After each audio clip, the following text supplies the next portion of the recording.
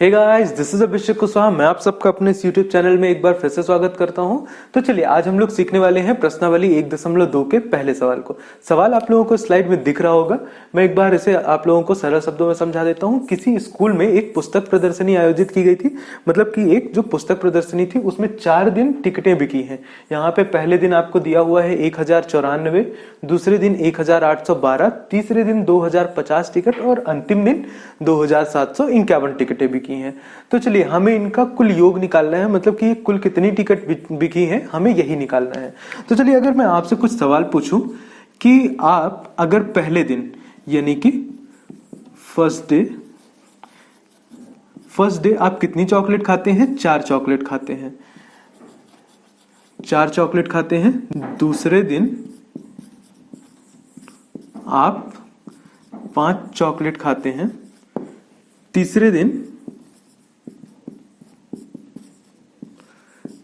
दिन आप 11 चॉकलेट खाते हैं। तो ऐसे करके अगर आपने 3 दिनों में कुल कितनी चॉकलेट खाई अगर ये निकालना हो तो आप क्या करेंगे? 5 4 को जोड़ेंगे और 11 को जोड़ेंगे तो आपको कुल कितनी चॉकलेट खाई आपने इन 3 दिनों में वो आपको पता चल जाएगा। तो 5 4 9 और 9 और 11 कितना होता है? 20। तो टोटल कितनी चॉकलेट हुई यहाँ पे 20 चॉकलेट हुई।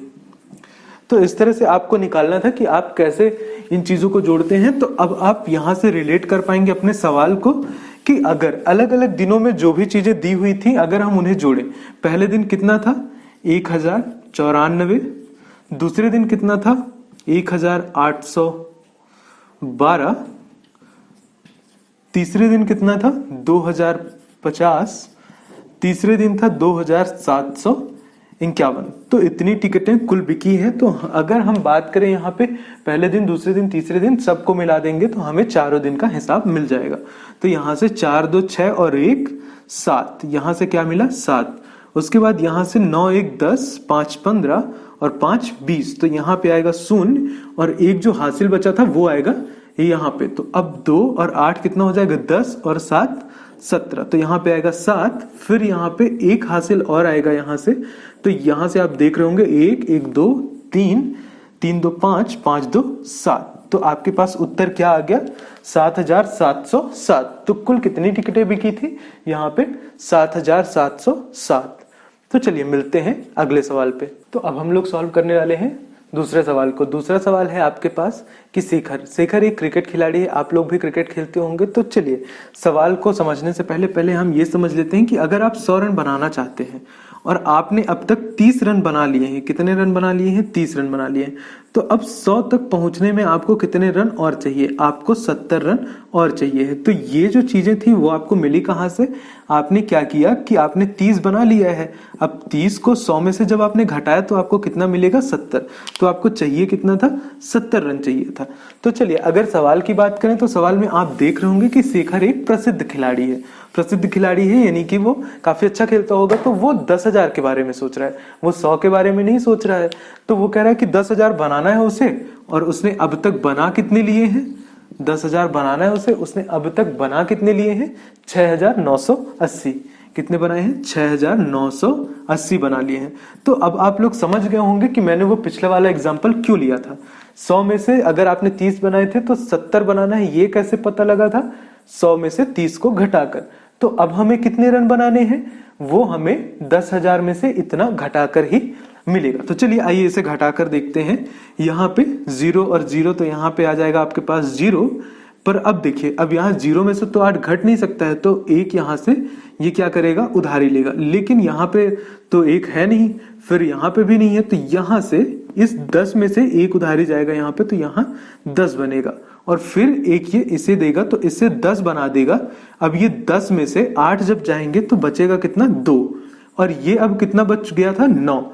जब उसने उसको 1 दे दिया तो ये कितना बचा था? 9। अब 9 में से 9 जाएंगे तो कितना आएगा? 0। और उसके बाद ये क्या बन चुका था? यहाँ पे 9 बन चुका था जब इसने पूरे ने इसे एक उधारी दे दिया था। तो अब 9 में से 6 जाएंगे तो कितना आएगा? 3। तो अब आप देख लीजिए यहाँ से आप लोगों को आंसर मिल गया है। कितना बनाना पड़ेगा उसे? 3020। और अगर आप इसे क्रॉस चेक करना चाहते हैं तो आप इसे ऐसे भी कर सकते थे। इन दोनों को अब आप जोड़ेंगे तो आपको कितना मिलेगा? 0 8 2 10। फिर आपको एक हासिल मिलेगा यहाँ से 9 में 1 जोड़ेंगे तो ये से 10 बनाकर 0, 6 3 9 और 1 0। तो ऐसे हर बार आप लोग क्रॉस चेक कर लिया करिएगा सॉल्व करने के बाद कि क्या उत्तर आप लोगों का सही आ रहा है। यहाँ पे जब आप देख रहे हैं तब तो ठीक है, लेकिन जब आप लोग अपने से खुद से सॉल्व कर रहे हो तो ऐसा क्रॉस चेक जरूर करिएगा। तो ऐसे करना था आपको ये सवाल। मिलते हैं अगले सवाल पे। तो चलिए बढ़ते हैं तीसरे सवाल की तरफ। तीसरे सवाल में आप देख रहे होंगे कि यहाँ पे कुछ एक चुनाव की बात की जा रही है। इसे हम सरल शब्दों में समझते हैं। एक चुनाव हुआ जिसमें कि सफल प्रत्याशी को कितने वोट मिले हैं? 5,77,500 वोट मिले। तो सफल प्रत्याशी क्या होता है? सबसे पहले तो प्रत्याशी क्या होता है? जो लोग चुनाव लड़ते हैं उन्हें हम क्या बोलते हैं? प्रत्याशी बोलते हैं। तो जो पहले नंबर पे है यानी कि वो सफल प्रत्याशी कहलाता है। तो उसे कितने वोट मिलते हैं? 5,77,500 वोट मिलते हैं उसे। और उसका निकटतम प्रतिद्वंदी यानी कि जो सेकंड नंबर पे आया है उसे कितने वोट मिलते हैं? सेकंड नंबर पे जो भी पर्सन आया होगा उसे कितने वोट मिलते हैं? दूसरे स्थान वाले को 3,48,700। तो जो दूसरे स्थान पे आया उसे 3,48,700 मिले।